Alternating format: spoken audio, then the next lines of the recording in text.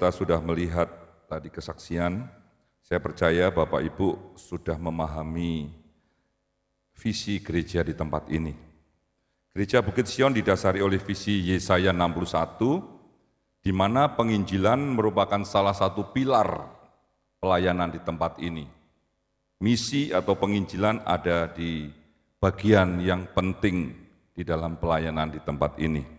Karena itu kita akan belajar sedikit panggilan pelayanan misi bagi kita sejauh mana. Ini kami diteguhkan beberapa kali pertemuan-pertemuan di gereja oleh Bapak Gembala, dan yang terakhir hari Rebo sore, apa yang ada di dalam hati saya, yang saya doakan ternyata juga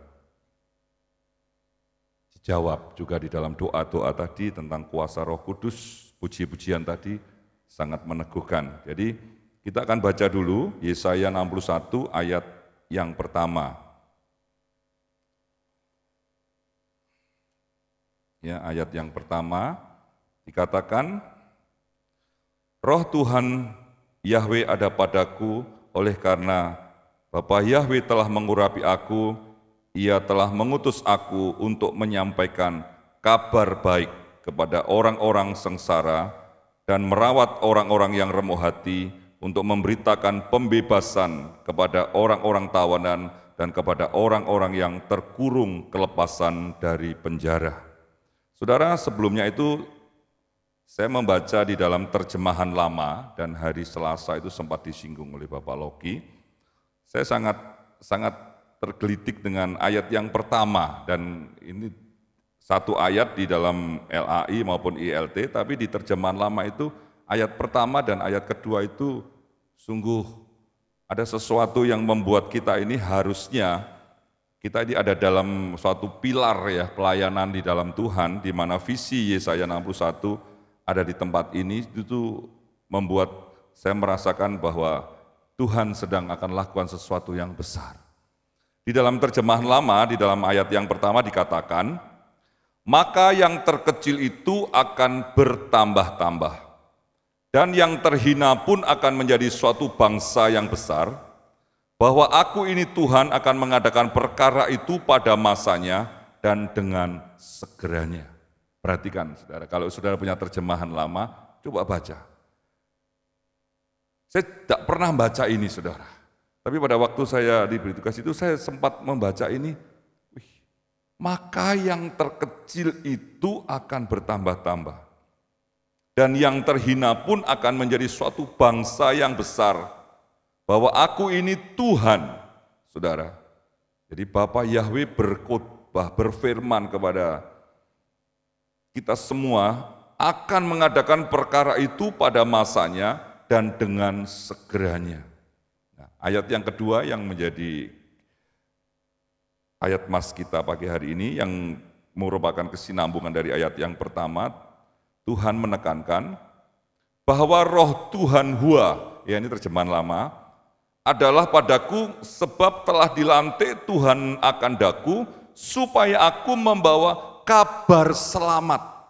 Perhatikan saudara, bukan hanya kabar baik, tapi kabar selamat, kabar yang membawa perubahan hidup, di mana dari orang yang betul-betul mengalami penderitaan, mengalami kehidupan yang akan masuk dalam hukuman, tapi dengan kita dilantik, nanti kita akan bahas sedikit, yaitu membawa kabar selamat kepada orang yang teraniaya, disuruhnya aku, diperintahkannya aku, saudara, diutusnya aku, mengobati pecah hatinya dan berseru-seru kelepasan, saudara. Berseru-seru berarti ini ada suatu tindakan di mana ada suara yang keras yang kita teriakkan, saudara. Berseru-seru. Kelepasan bagi orang yang tertawan, bagi orang yang, dan kebukaan penjara bagi orang yang terbelenggu. Saudara, pada saat saya merenungkan dilantik, itu sama dengan diangkat. Saudara. Seorang pejabat, sebelum dia menunaikan tugas, dia pasti dilantik. Nah, dilantik itu saudara saya lihat di dalam Kamus Bahasa Indonesia dikatakan, mengangkat seseorang untuk mengemban tugas dengan sumpah jabatan. Perhatikan saudara. Mengangkat seseorang untuk mengemban tugas dengan sumpah jabatan. Jadi sebenarnya pada saat saya membaca ini saya merasa, aduh Tuhan, saya ini terlalu banyak mengingkari sumpah jabatan. Pada waktu kita diurapi oleh Tuhan, pada waktu kita diberikan Roh Kudus oleh Tuhan, saudara, saat itu sebenarnya ada sumpah jabatan yang ada, yang melekat di dalam kehidupan kita. Seorang pejabat, kalau dia sudah diangkat, saudara menjadi pegawai sebagai bupati, sebagai apa, saudara, dia pasti menjalankan sumpah jabatannya. Seorang dokter pada waktu dia diangkat menjadi dokter, dia harus menyampaikan sumpahnya. Untuk tidak ini, untuk tidak ini, untuk tidak ini. Tapi untuk melakukan ini, melakukan ini, melakukan ini. Saudara, gereja ini saudara, sudah dilantik oleh Tuhan, sudah dikukuhkan, sudah ditetapkan. Berarti ada tanda di mana, yaitu pengurapan Roh Kudus. Nah, masalahnya sekarang ini saudara, sumpah jabatan seperti apa yang kita ikrarkan di hadapan Tuhan. Pada saat kita terima Tuhan Yesus sebagai juru selamat, masing-masing kita punya hubungan pribadi dengan Tuhan. Pada waktu saya dipanggil Tuhan untuk melayani sepenuh waktu, saya ada sesuatu yang saya rindukan kepada Tuhan. Dan saya dapat firman Tuhan untuk saya dapat melayani, yaitu firman Rema, saudara. Karena itu pada pagi hari ini, gereja Tuhan di tempat ini, ada ikatan yang dinamakan sumpah jabatan tadi, saudara, dengan Tuhan.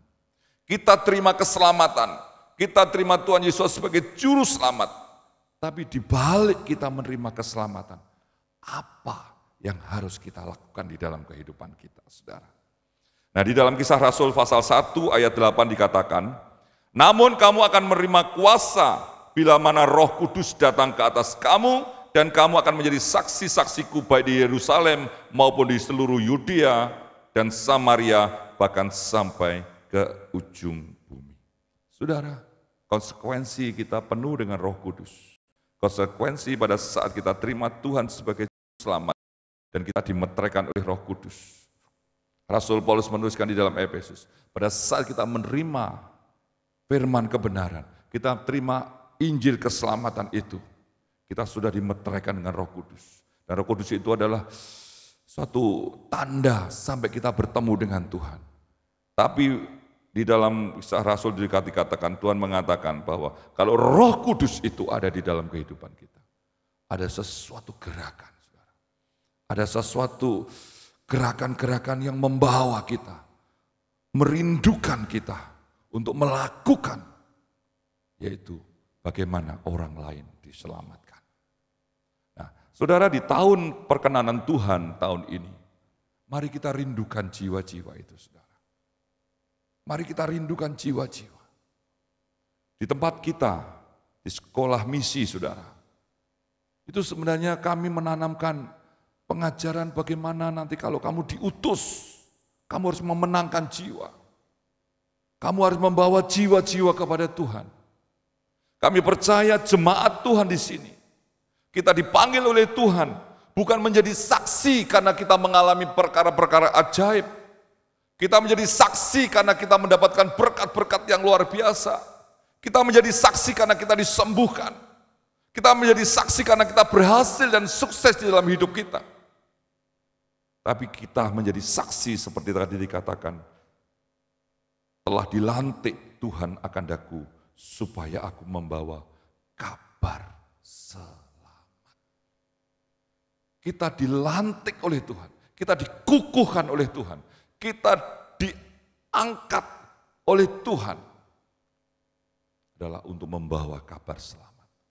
Nah, masalahnya saudara, bagaimana di tahun perkenanan Tuhan ini kita mengalami kemenangan untuk memenangkan jiwa.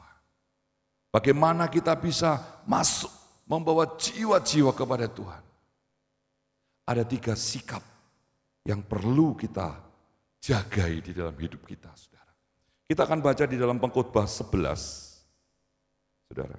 Pengkhotbah 11, ayat 4 sampai ayat yang ke-6, saudara. Saudara, nanti kita baca seluruh pasal, tapi saya ingin secara cepat menerangkan sikap kita kalau kita menjadi seorang pembawa kabar selamat. Saudara, kita di tahun perkenanan ini, mari kita minta kepada Tuhan, jiwa-jiwa untuk diselamatkan, jiwa-jiwa untuk dibawa kepada Tuhan, saudara.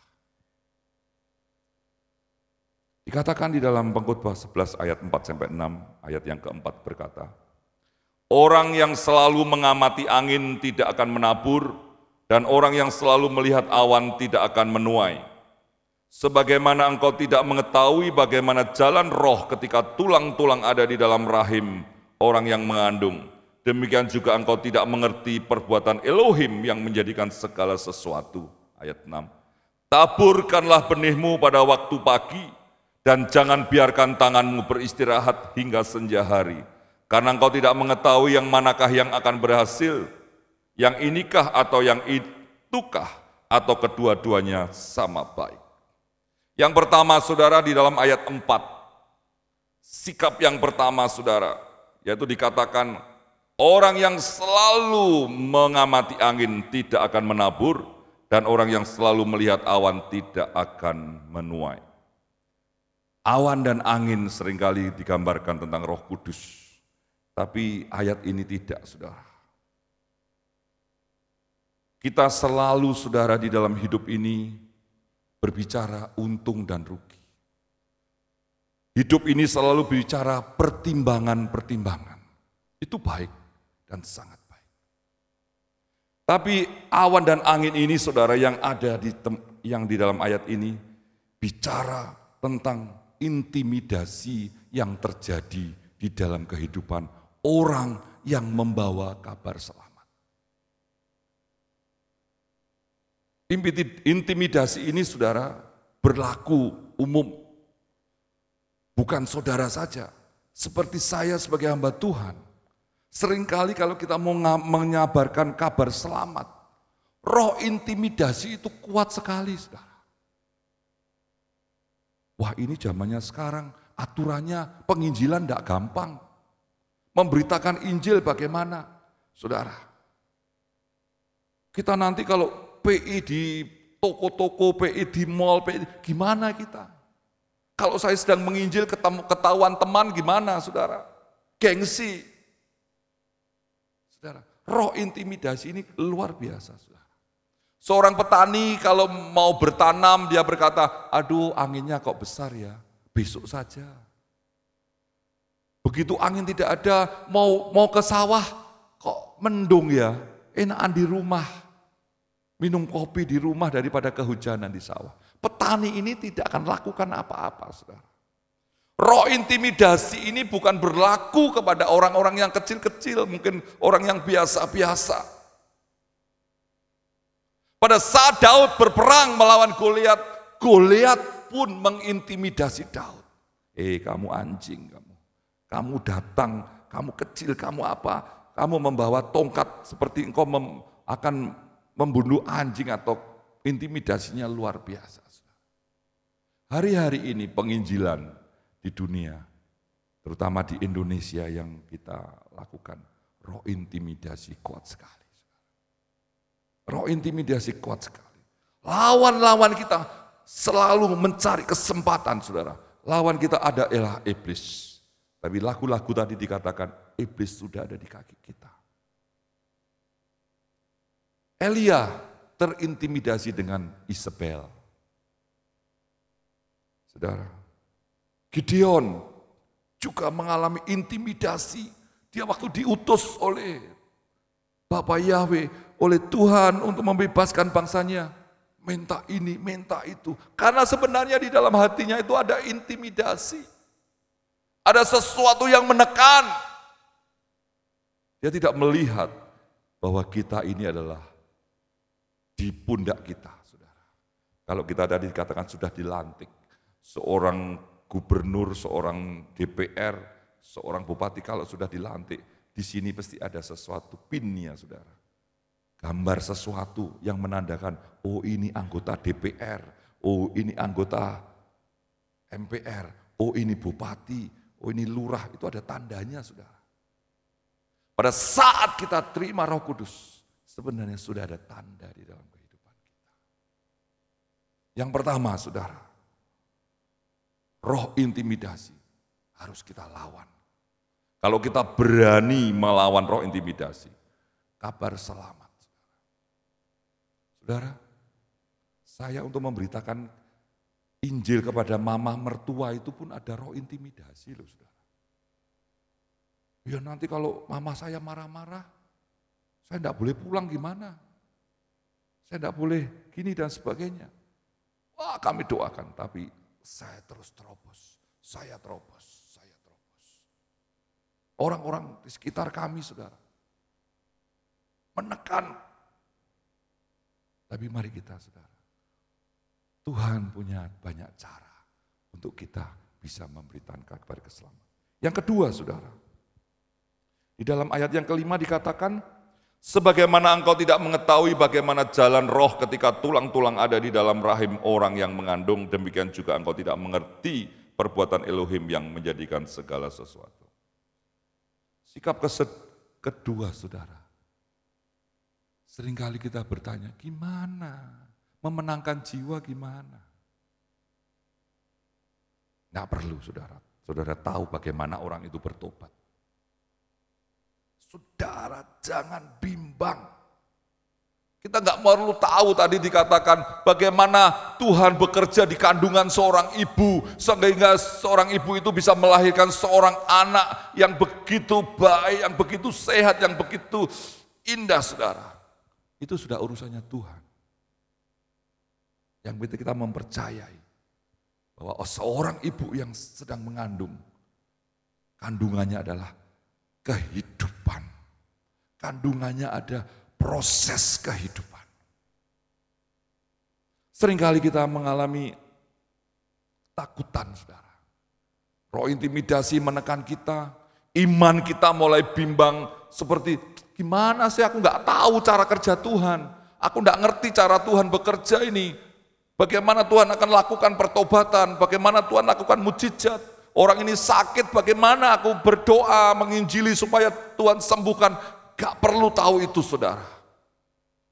Yang saudara tahu bahwa saudara mempunyai iman.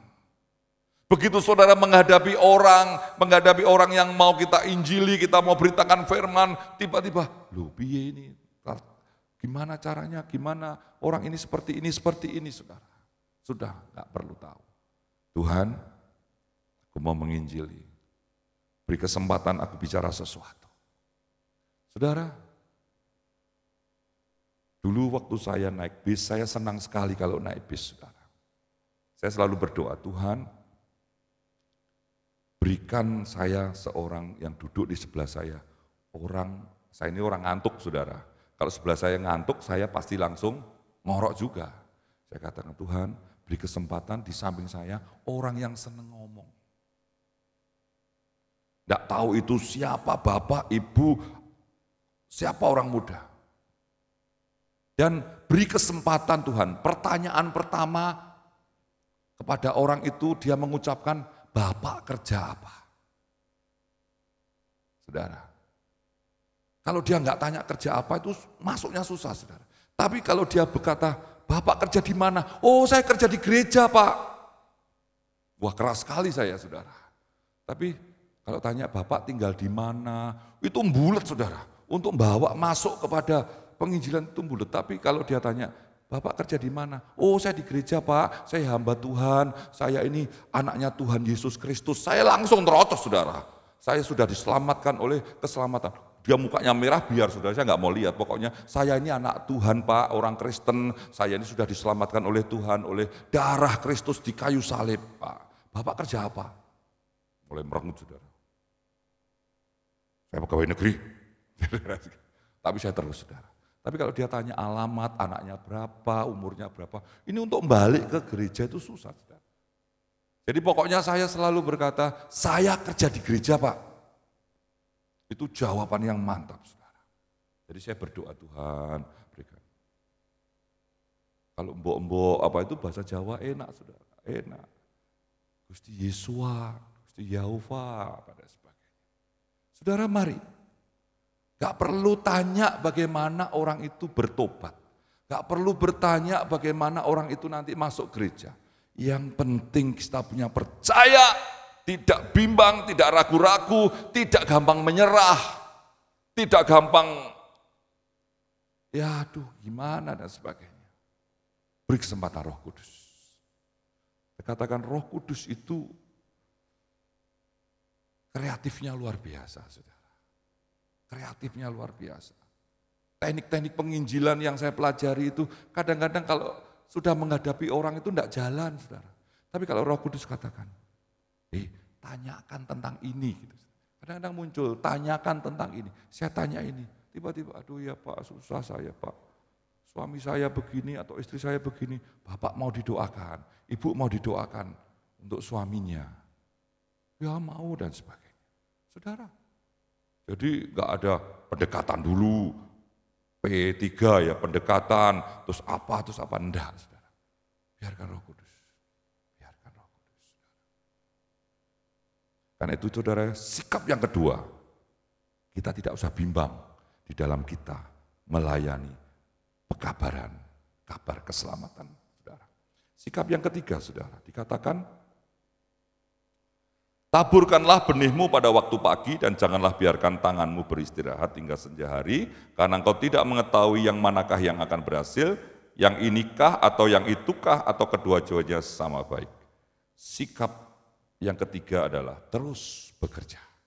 Menabur ini bukan alternatif. Kita sebagai umat Tuhan, menabur benih firman Tuhan bukan alternatif, tapi imperatif, yaitu bersifat keharusan. Seorang petani, dia tidak boleh memilih, aku bulan ini nabur, nanti habis panen aku mau istirahat, enggak bisa. Seorang petani habis panen, mengerjakan sawahnya, memperbaiki dan mempersiapkan, nabur lagi, imperatif, yaitu sifatnya keharusan. Menabur mulai pagi sampai senja, sepanjang hari tidak berhenti, artinya kita fokus. Keselamatan jiwa itu adalah fokus. Kenapa kita melayani di penjara? Kita melayani orang-orang yang terbelakang, melayani komunitas, melayani orang. Karena apa? Menabur. Supaya benih-benih firman Tuhan itu tumbuh dan keselamatan itu terjadi. Ya saudara, orang yang terus menabur, itu menunjukkan sikap tidak gampang menyerah. Orang yang selalu menabur tidak gampang menyerah. Tidak merasa puas. Sudah cukup pelayanan saya sampai di sini. Tapi kita terus. Terus merindukan perkara-perkara yang baru yang terjadi. Karena itu saudara, penginjilan, pelayanan misi itu tidak pernah berhenti. Tidak pernah bisa berhenti. Terus jalan, terus jalan. Nah, masalahnya saudara, kita harus setia. Kita harus setia dan menunggu karya Tuhan itu sendiri yang terjadi. Kita baca Pengkhotbah 3 ayat 11, saudara. Dia katakan, Dia telah menjadikan segala sesuatu indah pada waktunya. Dia juga telah menaruh kekekalan di dalam hati mereka. Tanpa itu manusia tidak dapat memahami pekerjaan yang Elohim perbuat dari awal sampai akhir. Saudara, Pengkhotbah 3 ayat 11. Mari kita tunggu waktu Tuhan. Tapi jarak waktu dari kita menabur sampai waktunya Tuhan, kita tidak boleh berhenti. Karena itu saudara, visi Yesaya 61 ini kalau kita renungkan saudara, coba renungkan. Itu hati Tuhan yang luar biasa, saudara, untuk umat manusia. Bukan hanya sekedar Tuhan mau memberkati kita yang ada di dalamnya, tapi Tuhan ingin berkat itu keluar dari tempat ini untuk memenangkan banyak jiwa. Sebagai ayat penutup, saudara, mari kita mengambil suatu keputusan pagi hari ini. Punya keyakinan di dalam iman kita. Walaupun roh intimidasi begitu banyak. Begitu juga iman kita seringkali dibuat bimbang dan ragu-ragu dan penuh ketakutan menghadapi kenyataan-kenyataan yang ada. Dan kita diperhadapkan dengan kondisi yang membuat kita lelah, capek, putus asa. Tapi kita mau terus menabur, melakukan apa yang Tuhan mau. Tapi Tuhan ingatkan di dalam Roma 8 ayat 28. Roma 8 ayat 28 yang katakan, dan kita mengetahui bahwa segala sesuatu bekerja bersama-sama untuk kebaikan bagi mereka yang mengasihi Elohim, yaitu bagi mereka yang terpanggil sesuai dengan rencananya. Saudara, Tuhan mau bekerja bersama-sama dengan kita. Tuhan tidak mau bekerja sendiri. Karena Dia tahu, saudara, orang-orang yang dipanggil adalah orang-orang yang dikasihi. Orang-orang yang dipanggil adalah orang-orang yang dirindukan untuk terlibat tentang misi kerajaan surga, tentang misi keselamatan, misi untuk memenangkan begitu banyak jiwa. Karena itu pagi hari ini, saudara, sebagai keputusan iman kita, sebagai kerinduan iman kita, mari kita pegang tangan Tuhan. Supaya Tuhan memegang tangan kita. Kita bekerja bersama-sama. Saudara pasti tidak akan lelah, saudara. Saudara tidak akan merasa capek. Seorang atletis, seorang olahragawan, suatu saat dia akan mengalami yang namanya krisis mental, saudara. Di dalam tim olahraga pasti ada satu psikolog, seorang yang ahli jiwa, bagaimana menolong seorang atlet itu untuk melepaskan ketegangan, saudara. Seringkali kita lihat, saudara, saya senang main bulu tangkis, seringkali saya lihat, ini pemain bulu tangkis ini bagus. Tapi main terus, kok tiba-tiba drop, saudara. Karena dia mengalami krisis. Mentalnya krisis, saudara. Kenapa? Dia mengalami sesuatu yang membuat dia itu jenuh. Membuat dia itu merasa tidak segar di dalam main. Harusnya dia, kalau kita lihat waktu pertandingan, harusnya dia nyemes, tapi dia dicop. Begitu dia cop, koknya kena net, saudara. Harusnya dia main net, tapi dia lob, sehingga bolanya nanggung, dicemes untuk lawan. Kadang-kadang, piye ini, saudara. Ternyata dia mengalami, kan apa? Bertanding ini ke sana, naik pesawat terbang, pindah ke tempat lain, bertanding, sehingga dia mengalami sesuatu yang kosong. Tapi pagi hari ini Tuhan ingin menyatakan bahwa Tuhan tidak membiarkan kita bekerja sendiri. Tuhan tidak membiarkan kita melakukan sendiri. Tuhan mau bergandengan tangan, bekerja sama-sama. Untuk apa, saudara? Menjangkau banyak jiwa, untuk membawa jiwa-jiwa kepada Tuhan. Seperti Bapak Roger yang sudah lakukan di Papua sana. Jiwa-jiwa. Apakah kita tidak melakukan? Kita sudah melakukan, saudara. Dengan adanya sekolah misi, siswa-siswa Papua, sekian angkatan sudah diutus. Ada di Yahukimo, ada di Wamena, ada di Sarmi, ada di Biak. Dan sekarang masih beberapa. Juga ada yang sudah ada di Sulawesi Tengah, di Sukuwana. 2 orang sudah diangkat menjadi guru sekolah dasar di sana. Lulusan SMI sudah diangkat jadi guru sekolah dasar dan sekarang diperjuangkan menjadi pegawai negeri. Saudara, saya percaya Tuhan kirim semakin banyak suku-suku dari Indonesia, mulai dari saudara, Yahukimo sampai Pulau W.